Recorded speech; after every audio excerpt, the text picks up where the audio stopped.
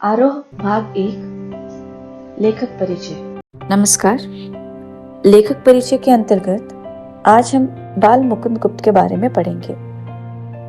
जो लिखना था वह लिखा गया। अब खुलासा बात यह है कि एक बार शो और ड्यूटी का मुकाबला कीजिए। यह कथन शिव शंभू के चिट्ठी से लिया गया है। बाल मुकुंद गुप्त जी का जन्म सन 1865 ग्राम गुड़ियानी, जिला रोहतक, हरियाणा में हुआ। प्रमुख संपादन अखबार चुनर, हिंदुस्तान, हिंदी बंगवासी, भारत मित्र आदि। प्रमुख रचनाएं हैं शिव शंभू की चिट्ठी, चिट्ठी और खत, खेल तमाशा। इनकी मृत्यु सन 1907 में हुई। गुप्त जी की आरंभिक शिक्षा उर्दू में हुई। बाद में उन्होंने हिंदी सीखी। विधिवत शिक्षा मिडिल तक प्राप्त की, मगर 100 अध्याय से काफी ज्ञान अर्जित किया। वे खड़ी बोली और आधुनिक हिंदी साहित्य को स्थापित करने वाले लेखकों में से एक थे। उन्हें भारतेंदु युग और द्विवेदी युग के बीच की कड़ी के रूप में देखा जाता है। बाल मुकुंद गुप्त राष्ट्रीय नवजागरण के सक्रिय पत्रकार थे। उस दौर के अन्य पत्रकारों की तरह वे साहित्य सृजन में भी सक्रिय रहे। पत्रकारिता उनके लिए स्वाधीनता संग्राम का हथियार थी। यही कारण है कि उनके लेखन में निर्भीकता पूरी तरह मौजूद है। साथ ही उसमें व्यंग विनोद का भी पुट दिखाई पड़ता है।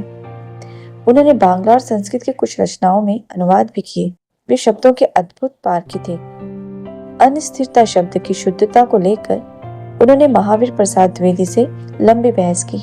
इस तरह के अन्य अनेक शब्दों पर उन्होंने बहस चलाई। विदाई संभाषण उनके सर्वाधिक चर्चित व्यंग कृति शिव शंभू के चिट्ठी का एक अंश है।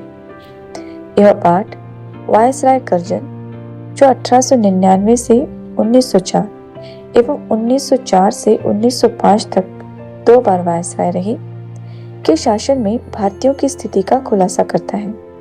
कहने को उनके शासन काल में विकास के बहुत सारे कार्य हुए, नए नए आयोग बनाए गए, किंतु उन सब का उद्देश्य शासन में गोरों का वर्चस्व स्थापित करना एवं साथ ही इस देश के संसाधनों का अंग्रेजों के हित में सर्वोत्तम प्रयोग करना था। इस स्तर पर कर्जन ने अंग्रेजों का वर्चस्व स्थापित करने की कोशिश की। वे सरकारी निरंकुशता के पक्षधर थे, लिहाजा प्रेस की स्वतंत्रता तक पर उन्होंने प्रतिबंध लगा दिया था।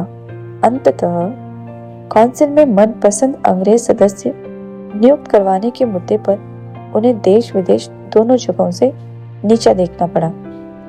क्षुब्ध होकर उन्होंने इस्तीफा दे दिया और वापस इंग्लैंड चले गए। पाठ में भारतीयों की बेबसी, दुख एवं लाचारी को व्यंग्यात्मक ढंग से लॉर्ड कर्जन की लाचारी से जोड़ने की कोशिश की गई है।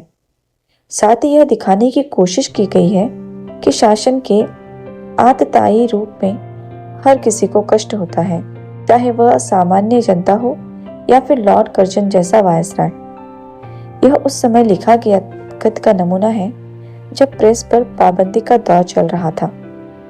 ऐसी स्थिति में विनोद प्रियता, चुलबुलापन, संजीदगी, नवीन भाषा प्रयोग एवं रवानगी के साथ यह एक साहसिक गद्य का नमूना है।